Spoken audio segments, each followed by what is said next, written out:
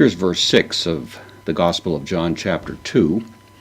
We've just reviewed the verse in which Mary has said to the servants that are working at this wedding, probably took place over several days, after a conversation with her son Jesus, she directs the servants to do whatever he says.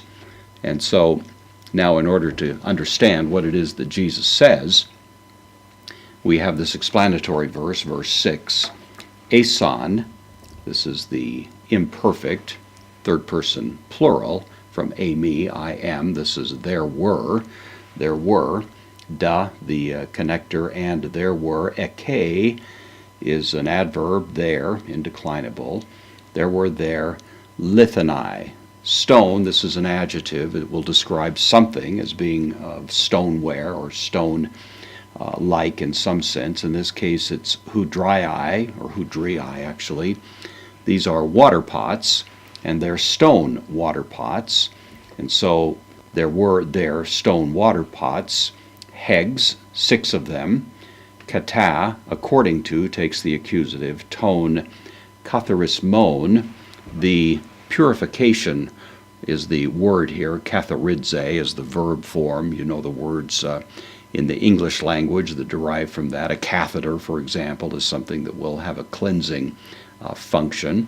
This means to cleanse. These are the cleansing rites is the actual sense of the word, ton udaion of the Jews. So there were there about 6 water pots that were there and were used according to the cleansing rites of the Jews. This is from the verb kemai, middle voice, out there, standing out, laying out, and so on is the idea. There they were.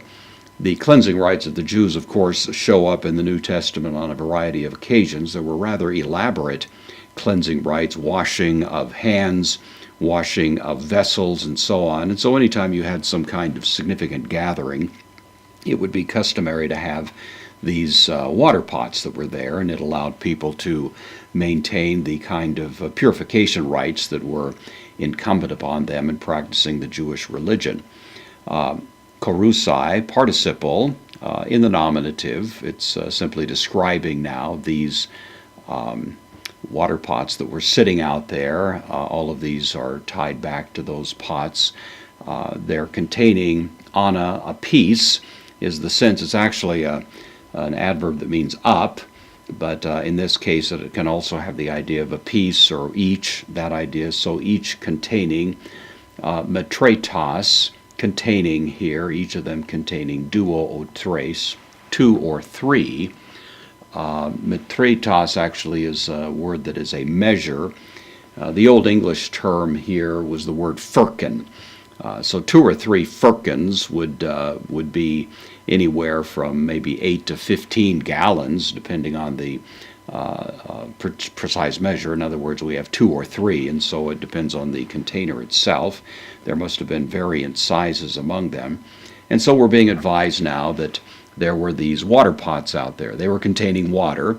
Of course, if you know the story, you know that the contents of those pots, which had contained water, will come to contain wine, and that becomes the first sign that John tells us of in the Gospel of John. But in order to understand the miracle, we have to have some idea of these pots that were out there. Cleansing rites are what are in view, and that in itself is a somewhat interesting aspect of the story, that Jesus is now, in a sense, transforming the washing rites of the Jewish religion to something that you might conceive of as new wine. You think of putting new wine into old wineskins. There's a little hint of something like that going on here, as Jesus will replace the washing rites in these great stone jugs with the new wine that comes, of course, through the ministry of Messiah.